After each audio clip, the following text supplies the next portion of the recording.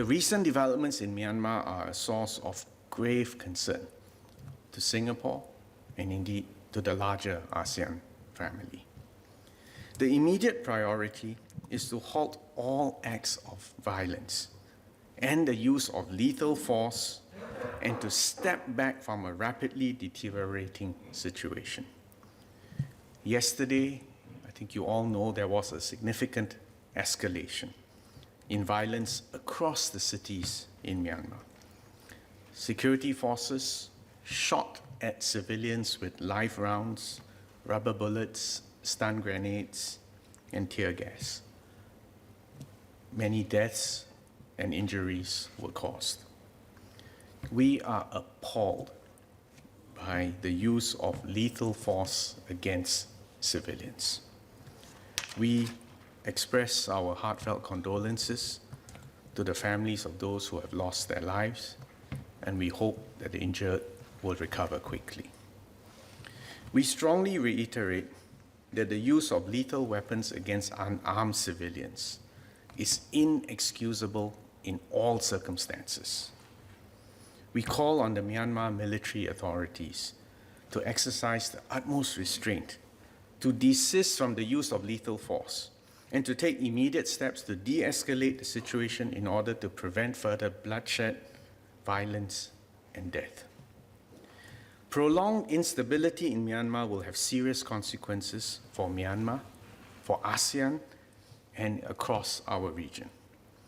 We therefore call on all parties in Myanmar to engage in discussions and to negotiate in good faith to pursue long-term, peaceful political solutions for them to achieve national reconciliation, including a path to find a way to get back to the path of democratic transition.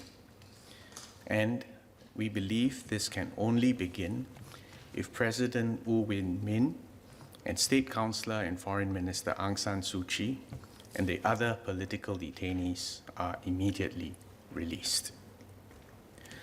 Despite ASEAN's core principles of consensus and non-interference, ASEAN can still play a constructive role in facilitating, hopefully, a return to normalcy and stability in Myanmar. This was why Singapore strongly supported ASEAN's efforts from the start, including the ASEAN Chair's statement. We believe in engagement and dialogue in good faith with all relevant stakeholders.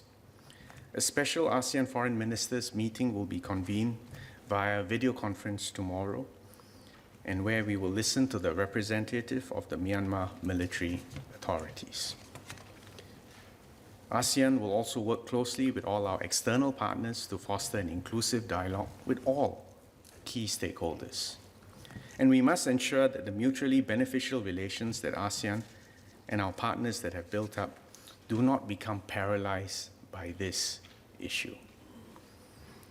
If we can hold together and maintain ASEAN centrality, the longer-term prospects for our region are still robust. Now, in case people don't appreciate the use of the word centrality, it's not just jargon. You see, the choice for Southeast Asia is either we hang together, as what Mr. Rajaratnam said at our founding, or for us to become fragmented into battleground and proxy states and vassal states.